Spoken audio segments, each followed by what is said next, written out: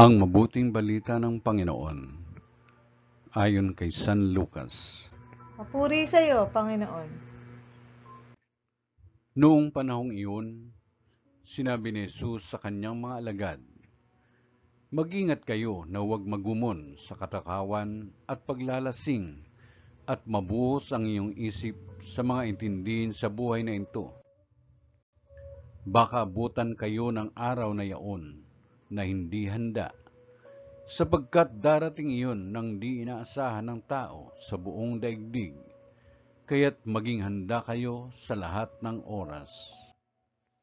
Lagi ninyong idalangin na magkaroon kayo ng lakas upang makaligtas sa lahat ng mangyayaring ito at makaharap sa Anak ng Tao."